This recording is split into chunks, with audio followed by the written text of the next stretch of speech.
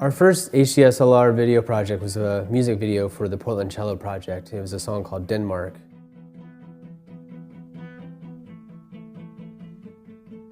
When I first heard the song, I had this vision of a underwater creature, like a shell-like creature, a crustacean, but human-like. He had human hands to a point. And for whatever reason, it was going to be something underwater, and this is going to be a puppet video, live action. Pilly, who's the character in the video, he's super smart. He collects junk from human waste, essentially, but makes use of it, and in a very organized and non-kind of junky way.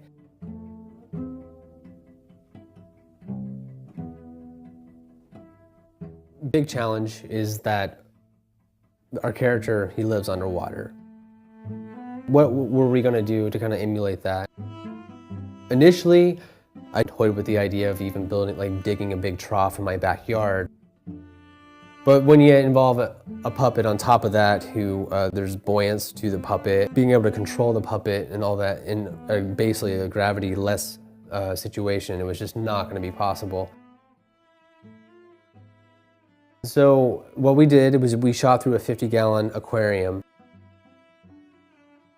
and we would use just like Alka-Seltzer, and we had some light rays going through. I had a PA that would basically just stir the water for a few shots. And as subtle as it is, you see like these little kind of light rays going through and like little bits of bubbles, rising up. And so it really felt right, and it really helped with the idea of looking like it was really underwater. But that again then posed other challenges. We have this 400+ pound big camera filter, and I can only shoot a little bit of an angle towards it before you get any kind of strange refraction of light or any kind of weird things going on with the lensing. So we pretty much had to make the set move to the camera. The interior of his home was built in 3 different modules that we could kind of bring closer to the camera, further apart, or further away, and then rotate it, etc. I wanted to make sure that it didn't have this stage-like quality, like this theatricality to it, where you're an audience member watching a play.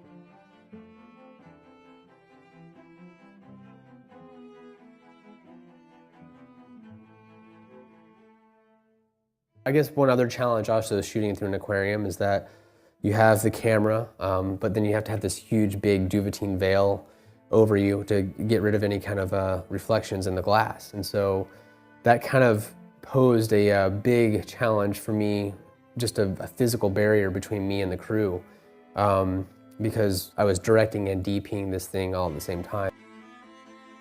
Yeah, and in terms of lighting, we only used 2 lights, and one light was actually the light for the water going through the top of the fish tank.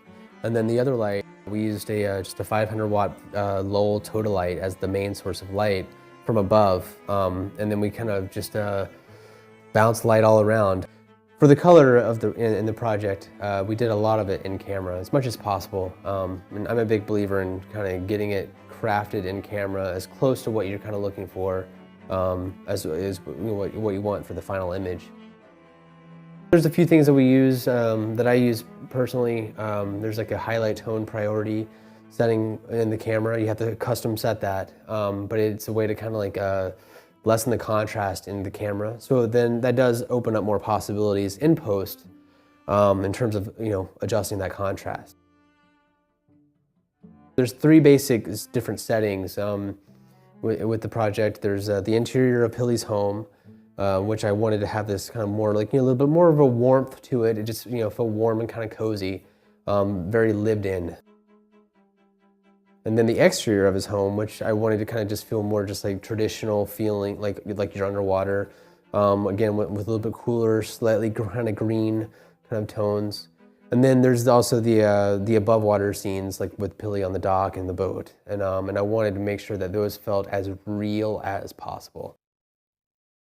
Being the first project that we shot with the 5D, I was very pleased with the footage we got right out of the gates. And it really made the difference in terms of cinematic quality and the shallow depth of field that no other camera could really match and in the same price range whatsoever. And so with this project before, if we had shot this 2-3 years previous, we would have shot it with probably the HVX or the AX3 or something of the sort, and it would have really just just been a completely different product.